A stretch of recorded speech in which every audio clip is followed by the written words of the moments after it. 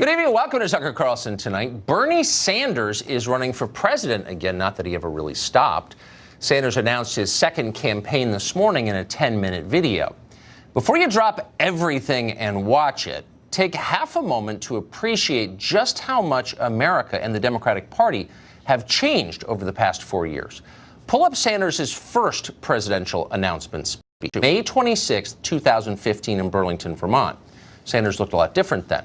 But the second thing you will notice if you watch it is how familiar his words sound. It's spooky. Virtually all of the themes in Sanders' announcement speech, his first one, are what in the end got Donald Trump elected president.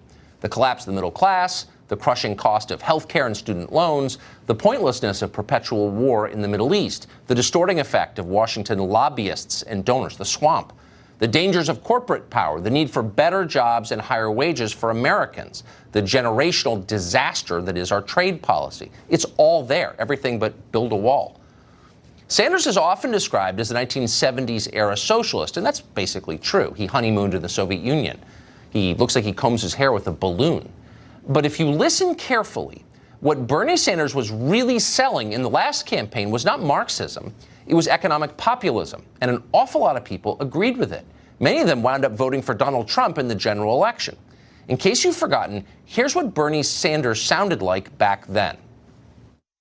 I am fighting to break up the large banks on Wall Street. But I do want the opportunity to tell them face to face what their greed and illegal behavior has done to this country.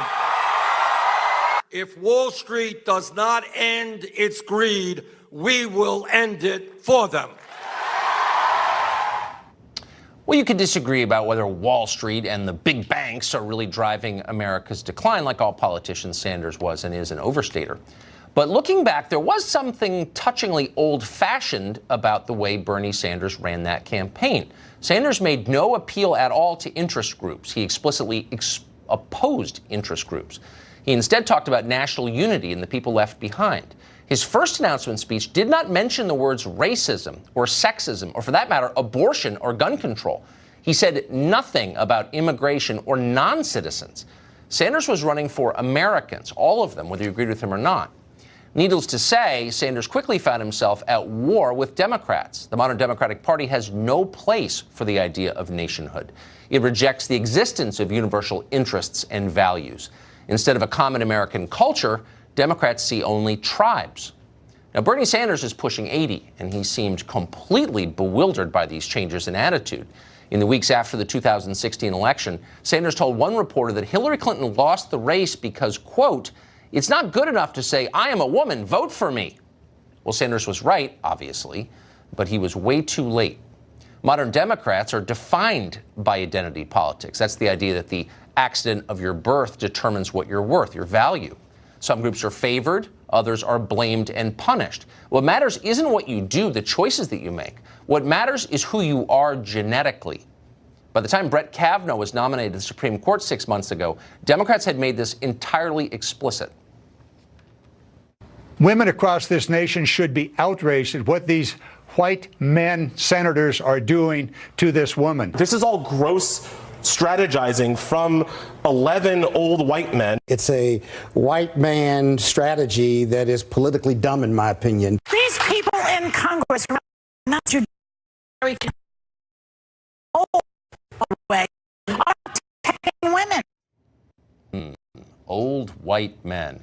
Not a favored group in the modern Democratic Party, to put it mildly. And yet Bernie Sanders is undeniably all three of those things.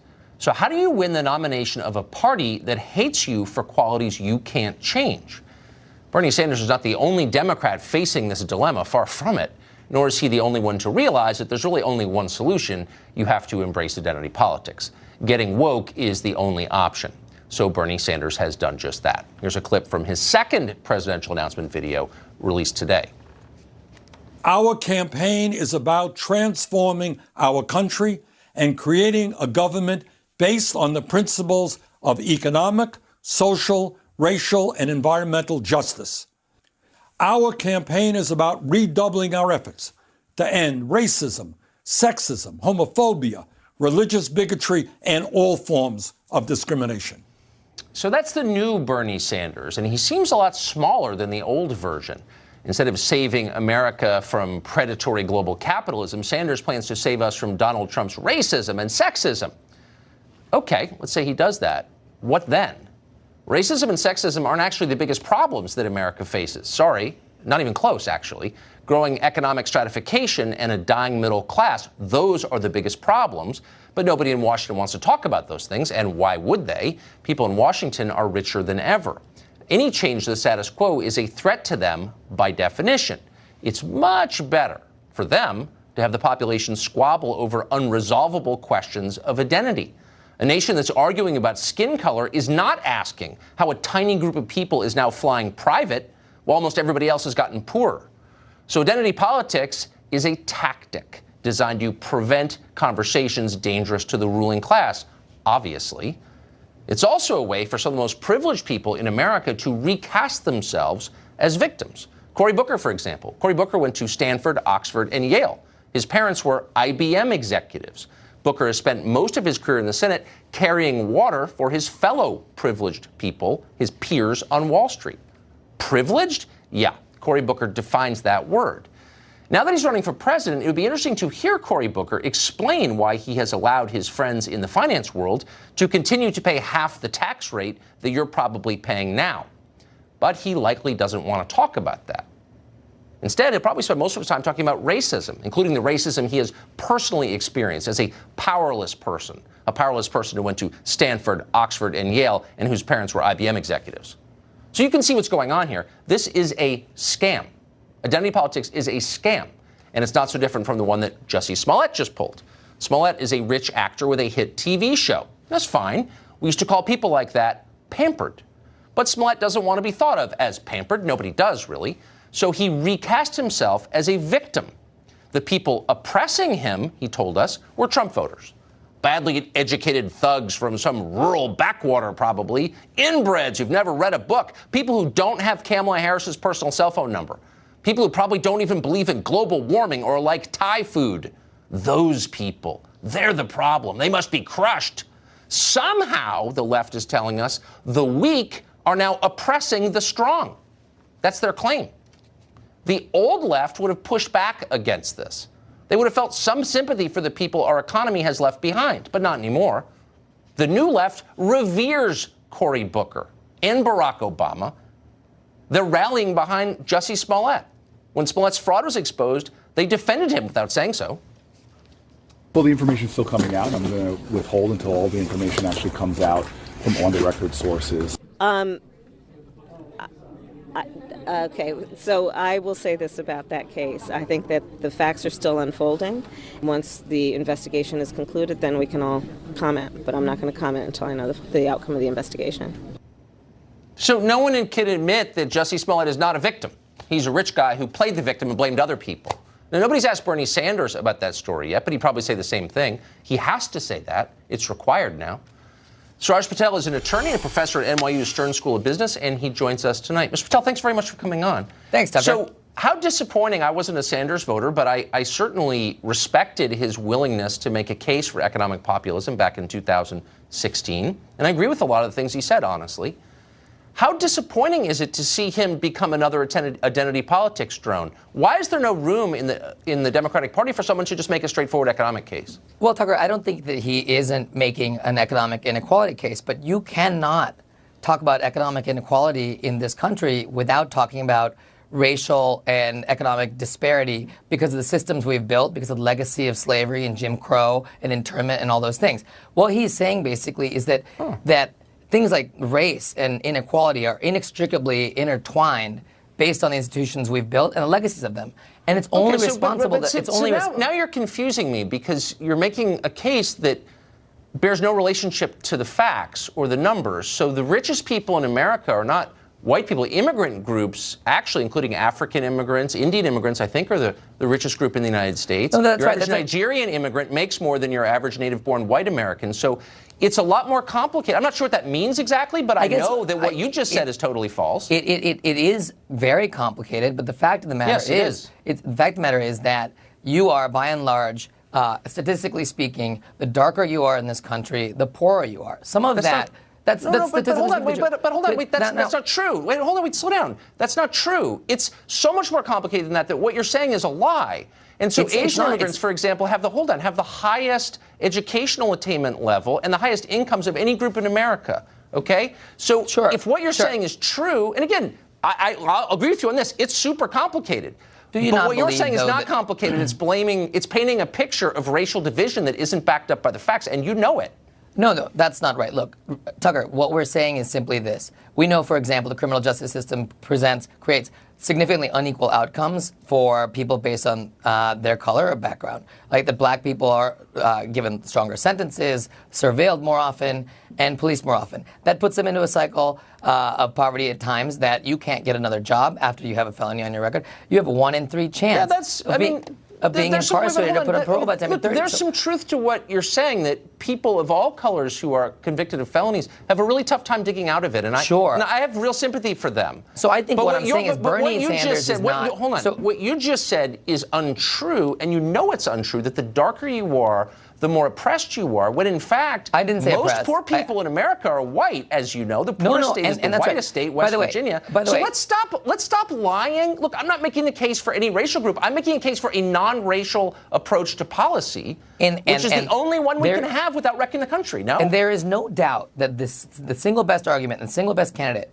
is going to be the one who is able to convince that white working class voter that they have more in common. Their lot in life right now has more in common with a single black working class mother in Queens or somewhere than they do with someone like Jared or Ivanka, who are born with everything. No, but you're offering another species of identity. Like, why do I care about the color of voters? I mean, Bernie Sanders in 2016 never mentioned anybody's color. He's like, look, you're getting exploited by your employer in these big companies. That was a colorblind case, and the Democratic Party hated it because it has a stake in racial division. You know that that's true. Tucker, it's like I said, you can't approach the issue of inequality without talking about and looking at some of the racial disparities in it. And that's all people are saying. Really? Then how did Nigerian immigrants wind up making more than native-born white Americans? All Nigerian immigrants have not done that. All Nigerian immigrants do not make more money than all of the people. But if it's as simple as the blacker you are, the more oppressed you are, like, that's just not true. And that's not what I'm saying. You're simplifying this argument to make it sound ridiculous. Okay. The fact of the matter is, like I said, that identity is intertwined with this, and it's not that you need to sit there and always talk about identity of our voters, of ourselves that are running for office. Okay. What you have to do is at least show the curiosity and the understanding and the acknowledgement that we have significantly treated races differently in this country in the past, and that I have a lot of curiosity today. about what the facts actually are, which is why I'm bringing this up tonight. And I just think, look, race is a dead end. Let's bring back the old Bernie Sanders.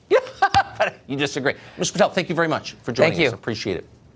Bernie Sanders, Bernie, I have it on the brain. Tammy Bruce, who is not Bernie Sanders, but is also from New York and a radio host, president of Independent Women's Voice, and one of our favorites. So, Tammy, look, I'm not here to endorse Bernie Sanders' economic program. A lot of his ideas are dumb. But I always admired his willingness to stick with the universal principles over the grubby, creepy, divisive politics of race. Why has he given that up? Well, as you've noted in your opening, this is a dynamic that has overcome the Democratic Party. And he's a politician. And perhaps he needs a fourth beach house. I don't know. But he does well as a politician, right? This is a career.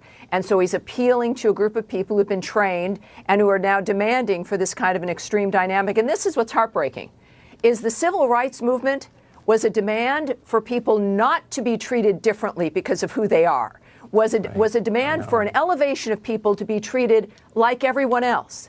Identity politics is the cancer, is the opposite of that. It demands that we not only treat people differently because of who they are, but then condemn some and elevate others based on some kind of benefit we've assigned to a particular identity. It is the antithesis of what we fought for throughout the 60s and 70s, and frankly, beginning at the turn of the 20th century.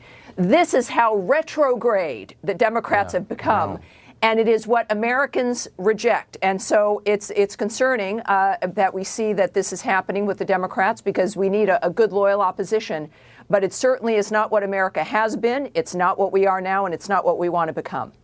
I mean, the only reason I keep hitting this is because I sincerely feel, and I mean this with my whole heart, that this is a threat to the unity of the country and that it makes people hate each other. Well, that's the goal. Is there any You're Democrat right. who is running on a universal platform? Can there ever be another one again? Well, there can be. Look, I'm a Democrat. There are other Democrats who perhaps have maybe already switched and identify as an independent or registered as that. It is a sensibility about a classical liberalism that, frankly, now it clearly is represented by the conservative ideal. Yeah. This desire for independent, for freedom, personal responsibility, capitalism, that we're only limited by our own ambition and imagination, that is the American ideal. And that is something both parties can embrace. What you're hearing now... Yeah, I hope so, because the rest of this stuff is absolutely a dead end. And it's meant to turn us against each other, Tucker. That's the goal, is to distract us. It's a diversion. Look who's practicing it. Woke billionaires. Tammy, thank you very much. Thank you, sir.